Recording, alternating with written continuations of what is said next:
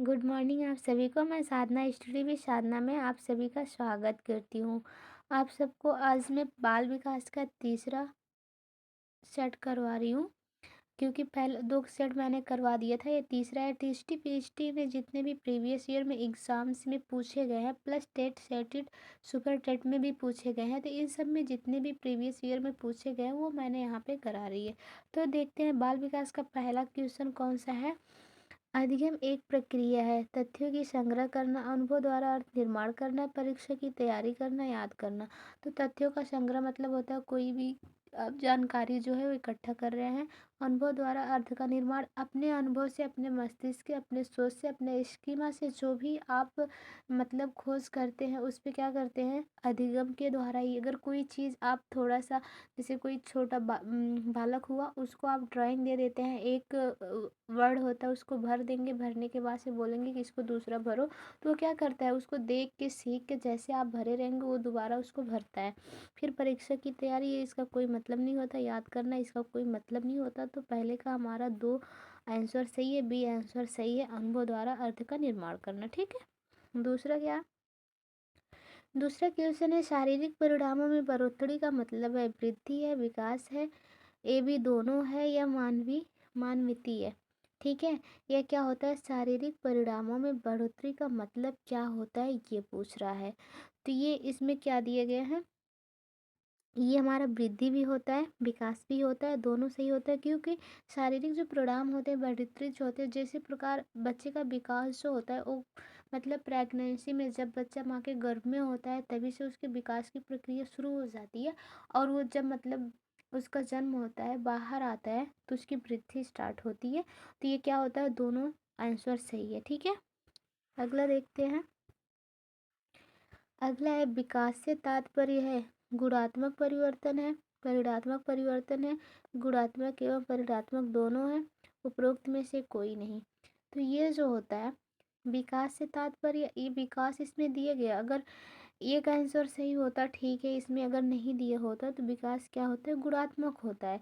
लेकिन नहीं, इसमें क्या दिया है, गुणात्मक एवं परिणात्मक, ये दोनों सही होगा क्योंकि विकास के साथ साथ वृद्धि भी होती है। तो कई हद तक जो होता है इसका इंग्लिश वर्जन जो होता है उसमें ग्रोथ दिया रहता है।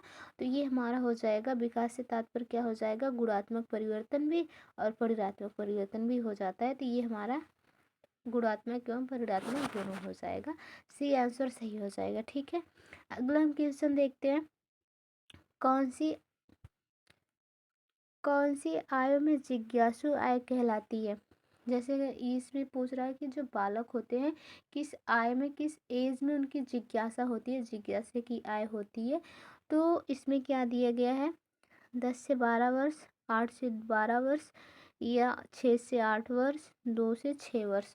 तो ये जो मतलब जिज्ञासा की अवस्था होती है 2 से 6 वर्ष के बीच में होती है। इसमें बालक जो होता है नए नए चीज़ों से क्या होता है, परिचित होता है, तो उससे उसको जानने की इच्छा होती है, अपने मम्मी पापा से पूछता रहता है ये क्या है, ये क्या है, ये क्या है। तो उसे जानने की अवस्था जो मानी जाती है 2 से 6 वर्ष की अवस्था में मानी जाती है। हमारा डी आंसर सही हो जाएगा। ठीक है।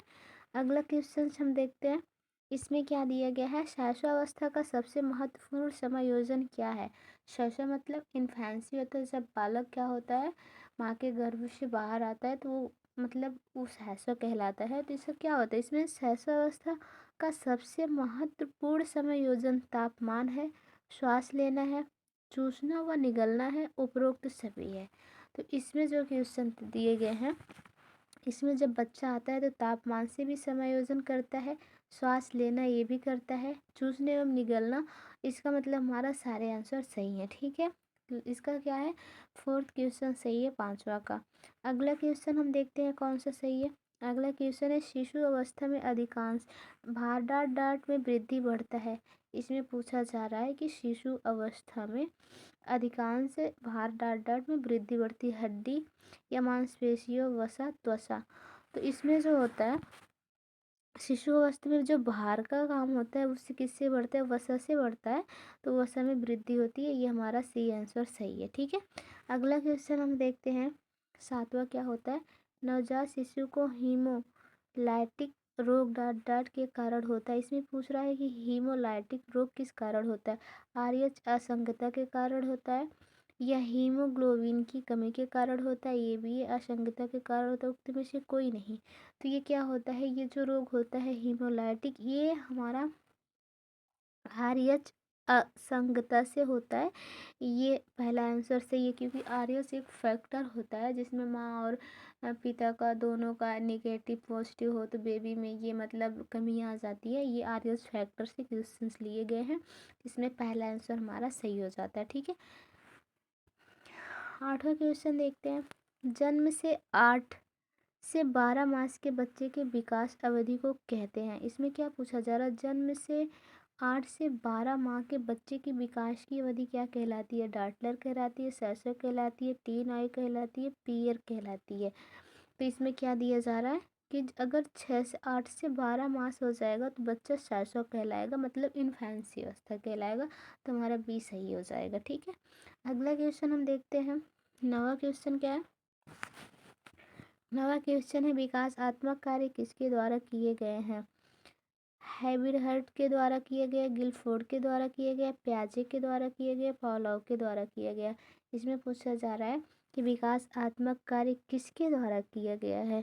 तो ये हैवी रहर्स्ट के द्वारा किया गया है। ठीक है, पहला आंसर सही है इसका। तो दूसरा हम देखते हैं, 10वां क्वेश्चन देखते हैं। नवजात शिशु में कौन सी इंद्रिय सबसे कम विकसित होती हैं? इसमें पूछा जा रहा है, जब बेबी बाहर मतलब जब जैसे कि गर्भावस्था से बाहर आता है, नवजात शिशु माना जाता है, वो क्या इसके मतलब इंद्रिय सबसे कम कौन सी विकसित होती हैं सारी इंद्रियों में से?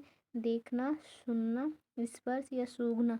तो बेबी देखता भी है, सुनता भी है, कभी अगर तेज आवाज आती है तो रोने लगता है। स्पर्श, अगर माँ का स्पर्श जैसे माँ के पास में जाता है, अगर कहीं भी बेबी रोता रहता, लेकिन अगर माँ जो होती है उसको अपने गोद में ले लेती है तो चुप हो जाता है, क्योंकि वो स्पर्श को समझता है।